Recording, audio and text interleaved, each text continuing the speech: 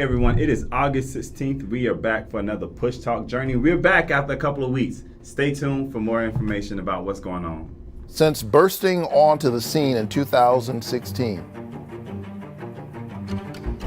you have been a drum major for justice. Black Push, y'all doing it. My claim to fame is that I know Sean Smith. I am pleased to see young people do what these young people are doing. When am I gonna stop? We won't stop. And that's why I'm proud to be associated with Black Push. Black Push. Black Push. Black Push. Because you keep on pushing. You are helping to bend the moral arc of our universe toward justice.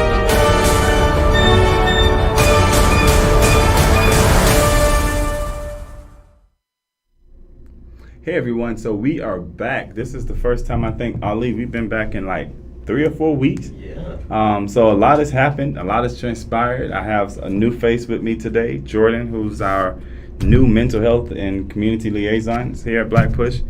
So you've had the opportunity to travel with us recently, right? Yeah. Recently.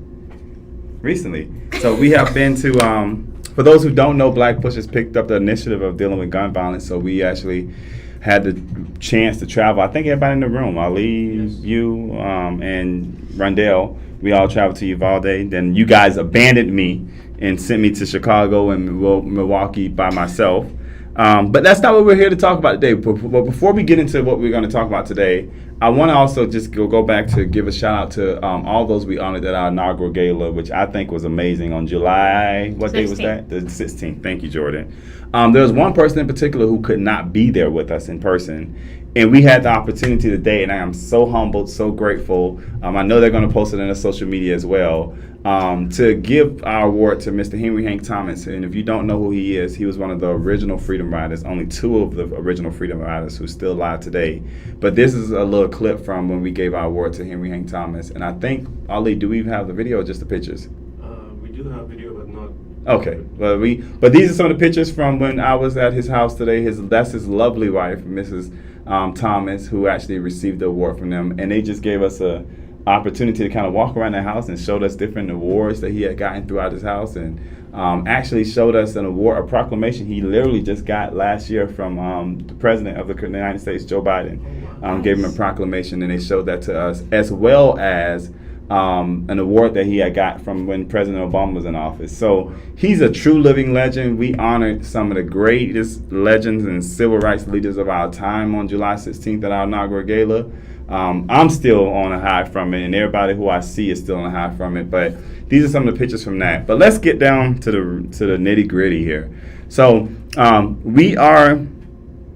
want to make this clear, and I want to clarify, because we've done, yesterday we had opportunity to go downtown to the city of Atlanta, where the city council voted on a leasing proposal that Fulton County has asked them to lease them 700 beds. And before we talk about Black Push's stance on it and some of the people who we've collaborated stance on it, let's just show a little bit of what happened yesterday. Hey everybody, so thank you first off for being out here today. My story is similar to him. The reason why I'm out here is because I understand what it's like to be behind those bars. I did time in Florida. There was no way of them rehabilitating me. There was no real programs in the jail. And our message to Mayor Dickens, our message to the city council is that you had it right in 2019 when you said this jail needs to be closed. Our message is clear.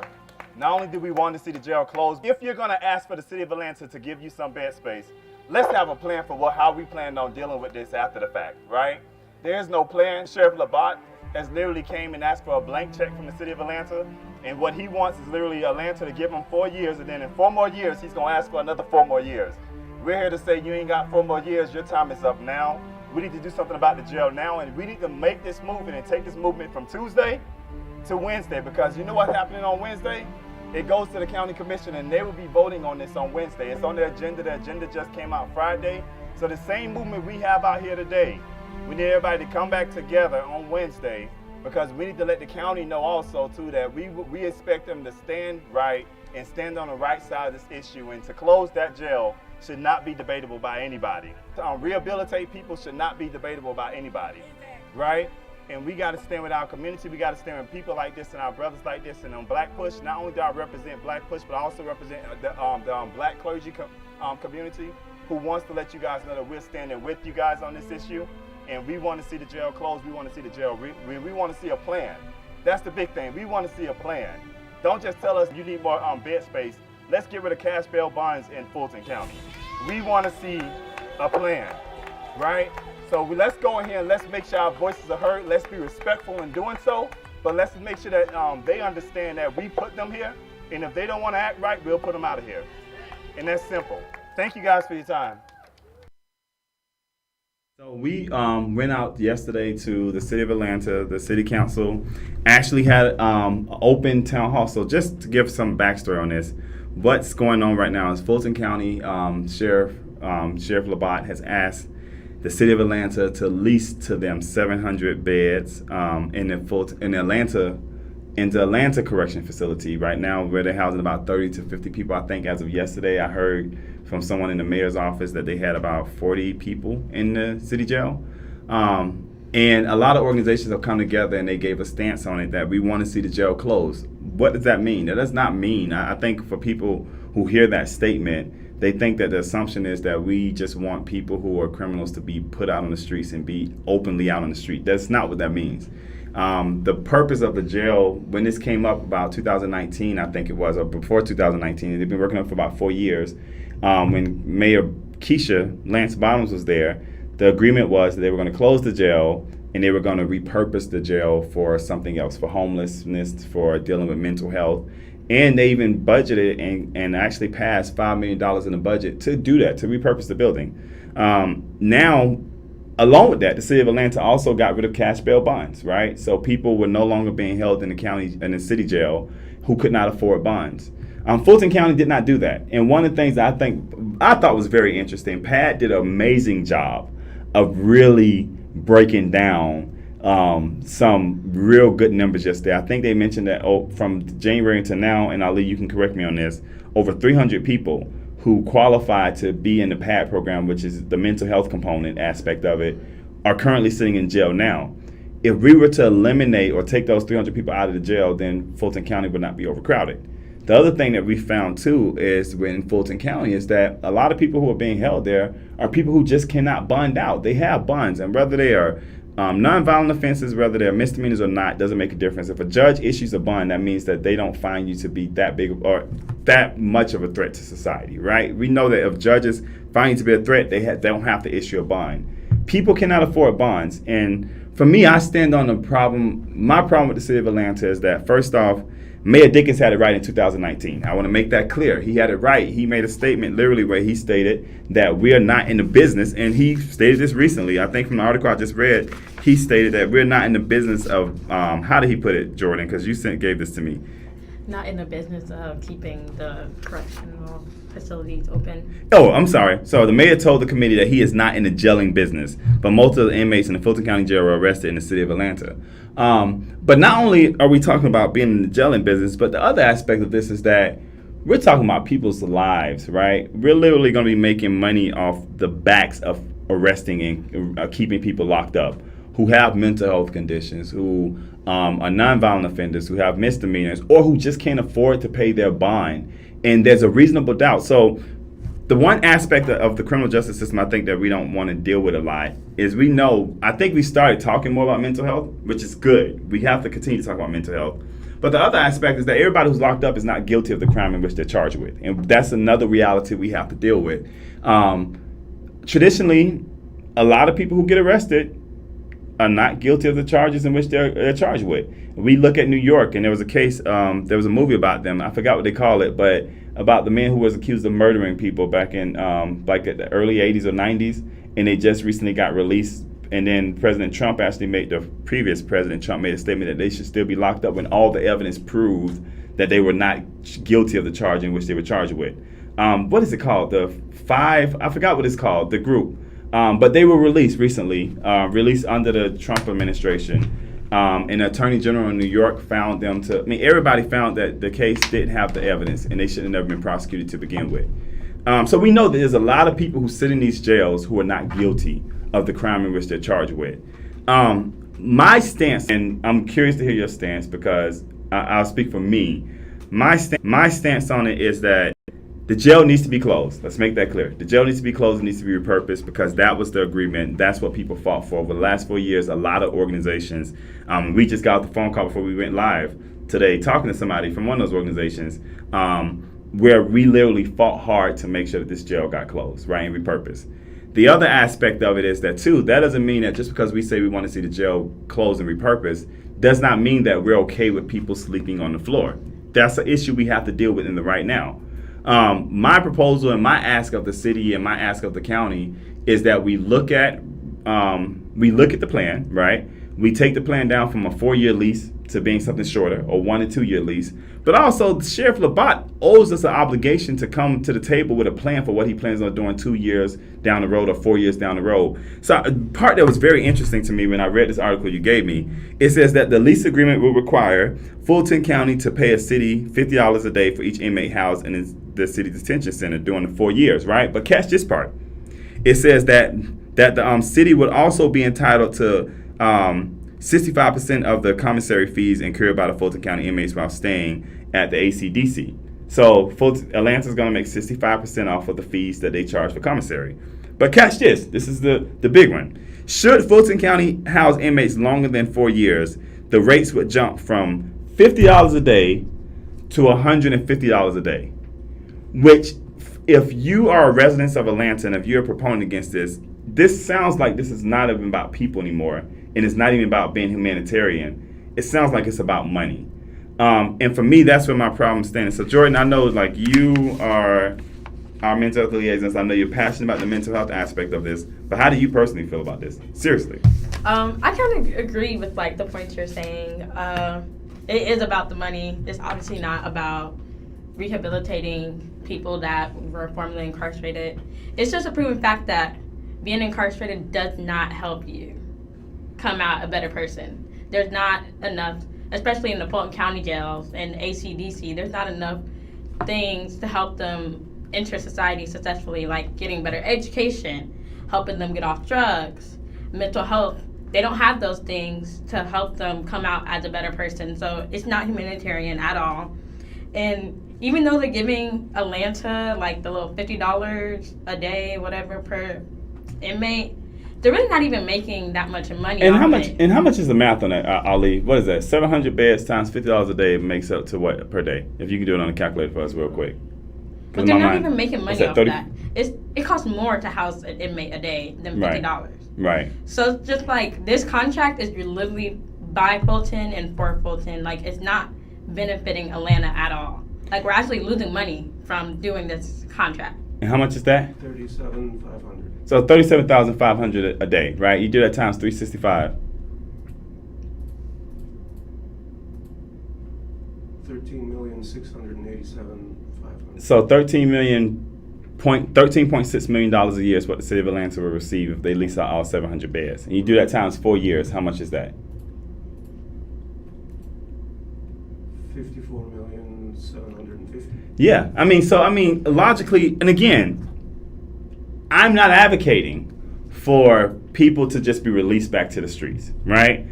But the other part of the problem that we have to deal with is we need to actually put some pressure on these judges too, right? And that's something that came up yesterday because we need to look at judges, their calendars, how many cases they're actually looking at, because a lot of these people are being held up too because they haven't been before a judge in over a year. There was a guy who was out there literally yesterday who had just gotten out who was talking about his sister who was being held, and like he needed help. Luckily, there was some resources there where he got into PAD, but it's like, again, I fundamentally disagree. And this is the problem that I have. For those who, listen to me, okay? We could fundamentally like a person and fundamentally stand with a person, but not agree with everything that they do. Don't get me wrong. I respect the heck out of Mayor Andre Dickens. I respect the heck out of Sheriff Labat, but I just fundamentally disagree with them on this. Housing, getting more beds is not going to be the solution. The solution to this problem. How do we know? Because this was tried before. They did it in Union City, and it's still in Union City. Fulton County went to Union City and said, "Hey, we have an overcrowding, and most of the people who are coming through are coming from Union City. We need bed space, right?" And they gave them bed space, and that's been way over the term at least they asked for, and it's still in Union City. And now I've even heard that some aspect, I think we went to a meeting last week where they were saying that most of the people that are going to move to the Atlanta jail is going to be from Union City. So they're not even, the jail that they keep using as a resource, which is the one on, where is it called? I forgot what they call it. The jail, what's the street called that the jail sits on? Red Street or something? Red Street, whatever the jail is. The main jail they use down there. But that jail is not even, they're not even going to be moving most of the inmates from there. They'll be moving a good portion of them from Union City Jail to Atlanta. I just think it's a disgrace, definitely when you have elected officials who have literally went out and fought for this jail to be closed, and now those same elected officials. So I'm going to call them out, right? So yesterday, the vote was 10-4. Wasn't even close. The people who voted in favor of this were council members Michael Julian Bond, Mary Norwood, Matt Westmoreland, Dustin Hillis, Andrea Boone, Jason Winston, Alex Wan, Marcy Kalir Overstreet, Amir Faraki, and Howard Shook. So all those voted in favor of. The only 4 people who voted against it were council members Keisha Shawn Waits, Jason Dozier, Liliana Bakhtiari, and I'm sorry, Liliana, please don't be upset with me, and Antonio Lewis. Those were council member Byron Amos was absent, and Mayor Dickens wasn't even there yesterday. I think he may have been out of the country, but he wasn't there yesterday at all. But again, I want you guys to be aware of those people because you need to be able to hold them accountable. When elected officials make commitments to the community, they are obligated to do that, to hold to that commitment. So we'll be back tomorrow. And this is really important. I need everybody out there because we do have a chance. So one thing that did happen yesterday was a piece of good news. There was a piece of legislation that actually came up that was presented by Representative Jason Dozier, what it literally said that before they can move inmates over to the Atlanta jail, Fulton County has to do a jail population review report within 90 days. That did pass, and it was a split 7-7. And thank God, Council President Doug Shipman was the tie-breaking vote, and he voted in favor of it. So that's the only reason why that part got passed, which is big, but we still got so much work to do. So we will be tomorrow, 9 a.m. We will be at Fulton County Commission, the commission meeting tomorrow, and that'll be held at Fulton County Government Center at the address of 141 Pryor Street Southwest, Atlanta, Georgia. We're going to start meeting at 9 a.m. We're going to do a press conference tomorrow at 9:30, and then the county commission meeting starts at 10 a.m. So we want to invite everybody out. We only have 3 organizations on this logo, but there's over 50 organizations that are part of this coalition. More than 50 organizations that are part of this coalition. That will be back out here tomorrow in full force because we cannot tighten up the pressure on this. And even if we don't win the battle tomorrow, we still have a long way to go and we still have to communicate and work together. But this is something everybody needs to pay attention to. We don't, again, from Black Push's perspective, from my perspective, we're not arguing that people need to be released back to the streets without some kind of supervision. If a person has committed a crime, there has to be some repercussions, even while they go through the process of the system, right? But putting them in the jail for a month or months down the road or a year down the road is not the only solution that we have. And expanding the beds situation to the city of Atlanta won't really solve the solution. Like, what did you get out of yesterday?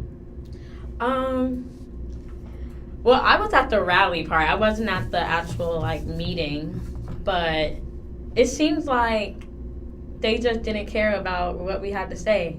Like, none of them came out really. Even whenever you told me about the meeting, they didn't really listen to what y'all had to say. They already voted on it. Yeah. They didn't even take time to process what the citizens had to say. I don't know. And even you just mentioning the numbers, we get $13 million a year. It costs $16 million just to have the 30 to 50 people. Yeah, but I think also too, let's also be aware too that when we talk about $16 million a year, we're talking about the city of Atlanta's housing and hosting itself. So the city of Atlanta's gonna make profit off of this. Don't get me wrong, right? Because they won't be in charge of dispensing commissary. They won't be in charge of dispensing the food. They won't be in charge of medical, right? All that stuff will come through, from what I understand, the contract with Fulton. So Fulton will have to bring their own sheriff's officers over there they're going to be paying the labor cost. So Atlanta's going to make money off of this. But also, too, even if you're going to have this agreement, City of Atlanta, tell me what you're going to do with the $16 million. Are you going to use that for the repurposing of the building?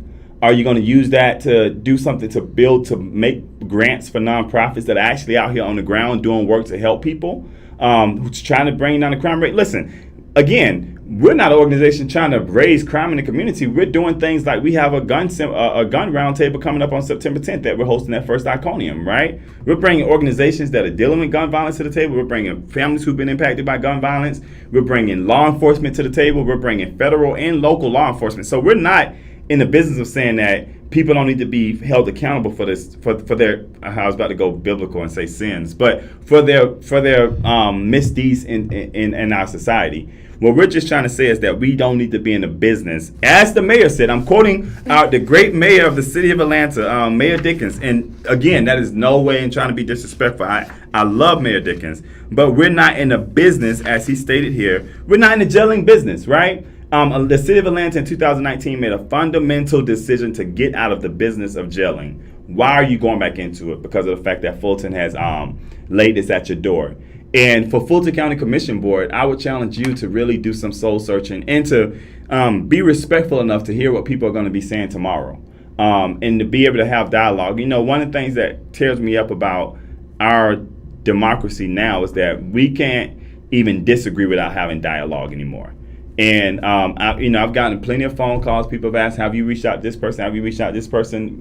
Jordan, you reached out to most of these people. Have we not reached out to every city council member and every county commissioner? Yeah, and I only gotten like one response, and it was very vague. It was just like, "Thank you for reaching out." Yeah, and then we even had one, I think, without saying no names, one person from the commission board who literally emailed us back something that was completely false. So again, I challenge people to pay attention to what's going on in your community. I know that another issue that is coming up that will be boiling over is something called Cop City. So if you're not familiar with the term, please look into it. But also, too, ending this podcast, this is the reason why organizations like Black Push, People's Agenda, Georgia Stand Up, Black Voters Matter, we're so adamant about Faith Works and everything that the clergy community is doing. We're so adamant about telling people, go out and vote. Get out and vote. Vote like your life depended on it, because literally we're looking at it and our life really depends on us getting out and vote. Well, what about you, Ali? Because you were there all day yesterday. I know you're off camera, but I know we could probably still pick up your audio. It took me a day or so to sort of get fully educated on it, and the more I learn about it, the more I come to your side. Because yes, my immediate reaction was like, okay, so what is going to happen to these inmates, or what is Fulton County going to do? But then you listen to Pat, that was there, that was a program, an initiative of the city of Atlanta. And got funding from the city of Atlanta, right, to, again, get Atlanta out of the business of gelling exactly, people. Exactly. And they just recently got, and from my understanding yesterday, they just recently got more funding from the city of Atlanta, right, to deal with some of these programs. And now it's like Atlanta's pushing back on the same programs they're funding. right. It doesn't logically make sense. So my question again goes back to Atlanta. What are we gonna do with this $13.6 million? Yeah, and then it's just like when people get released, they're gonna come out into the city of Atlanta. They're not gonna have housing. They're still gonna have the same problems. So that money literally should just go back to those people so they can have some type of supportive resources. Yeah, I don't know. Like, my thing is that I know something has to be done. We don't want inmates. People. Not even calling people inmates. I hate the term inmates. We don't want people sleeping on the floor inside of a jail. But we also want to make sure that there's a plan, right? And what we're just hearing about, and I said it yesterday in my statement, what I feel like the sheriff is asking the city of Atlanta to do is give him a blank check with no expiration date on it, right? Because you're asking for 4 years, but you already got in the language of your agreement that at the end of the 4 years, if we needed more time, then we'll triple what we're paying you now. That tells me that there's no real plan for what happens after the 4 years. And for me, I have a huge problem with that, because if we're going to ask for 4 years, if we're going to ask for 2 years, if we're going to ask for a year, bring me a plan and let me know what the plan is. Because not only do the elected officials have a right to make up a plan and vote on it, but remember that elected officials are supposed to be a representative of the community in which they serve. The community has a right to know what's going on and know what the plan is. And if there is a plan, let it be known. But so far, I haven't seen one. So tomorrow, back up, put the flyer back up, Ali. We will be at the Board of Commissioners recess meeting tomorrow, August 17th, at the Fulton County Government Center. We'll be at 141 Pryor Street Southwest. We're going to start meeting there around 9 a.m. in the morning. And we'll be out there, and we will go to the county commission meeting tomorrow morning. And we want to just make sure that we're putting enough pressure on them to realize that that they have a boss, and the boss is not the people who are sitting on that side of the bench. The boss are the people who are sitting on the other side who are giving their opinions. And they need to be open enough to at least hearing our opinions. And I think as an organization, we've reached out to every county commissioner, and only one met with us, sat down and took the time to meet with us. And again, shame on politicians who use churches and come by us when they need our votes, but yet when they get in office, they can't even give us 5 minutes at a time to talk about issues in which we may not always agree on, and that's fine, but at least be willing to hold the conversation. So when people ask us what's wrong with politics, and when some of our elected officials in the great county of Fulton and the great city of Atlanta say that politics have been broken down, look at the role you play in it. And that would be my ending statement before I get into too much trouble today. But it's just disappointing. It really is disappointing. Come out tomorrow. We'll be there tomorrow. But remember, you guys, we also have our gun violence town hall that will be coming up on September 10th. We are inviting the community out. We want you to come out and talk about gun violence in your community, gun violence in your family, if you've been impacted by it, or if you know somebody else who has been. But we're going to have a very blunt, open dialogue where we're going to hear from people who've been impacted by gun violence, law enforcement, how they feel about it. We're going to talk about police shootings. We're going to talk about it all. We're going to have families and people even going to be tuning in from out of the state of Georgia. There'll be people, the Uvalde mayor will be a part of it. He'll be speaking live virtually. A family that I met with when I was in Buffalo will be speaking live virtually on this.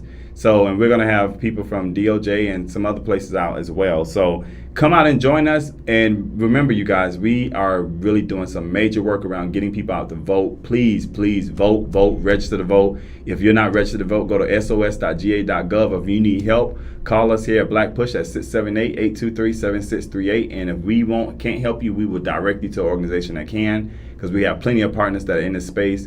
And lastly, please come out and join us on September 10th. If you want to register to come to the gun violence roundtable, we have information on our Facebook page and on our website where you can go and use the Eventbrite link to register. It is free. And there will be food. It is free and there will be food. So please come out and join us. You can't say no to food. But please come out and join us. And just watch this real quick clip that we have that kind of highlights some of our gun violence work we've been currently doing. Put yourself in our shoes. Nightmares in the middle of the night, spazzing for no reason, anxieties because of, well, not for no reason, but just spazzing because of the fact that trying to heal. Everybody's going to heal differently from this.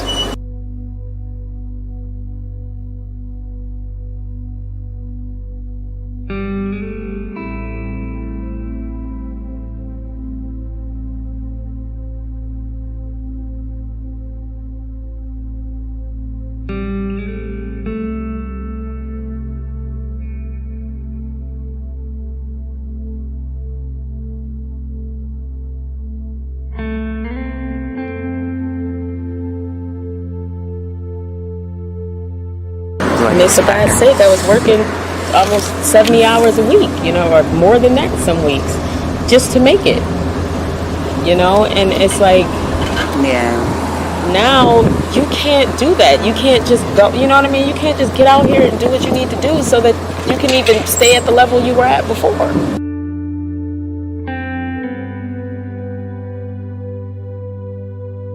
Like, you don't have time to take care of yourself. You don't have time to heal. You don't have time to cope. Everyone's expecting you to just go back.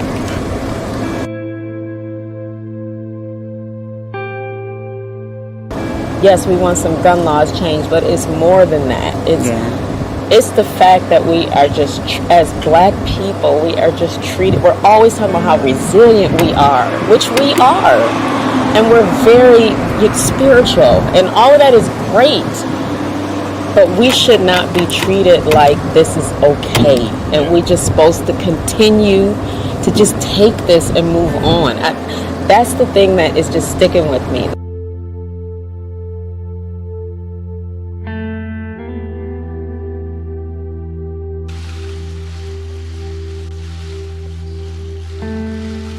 Every time I think about those kids, it gets me mad. And by the way, it happens on the streets of Chicago every day.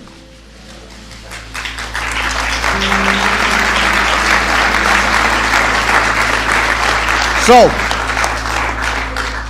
all of us need to demand a Congress brave enough to stand up to the gun lobby's lies.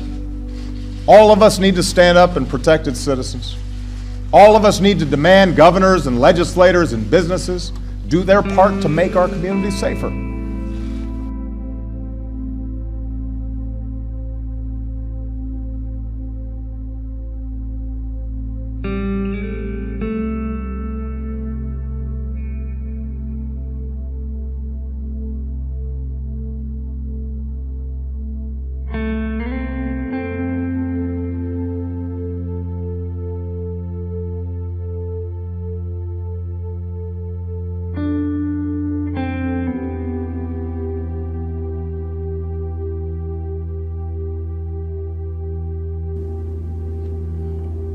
One of the things for me that was, I guess, most impactful about this trip was hearing the stories of people from Uvalde, hearing the stories of people from Buffalo, hearing how the reality of them and their reality and how they have to actually live with this weeks and months after we've pretty much forgotten about it.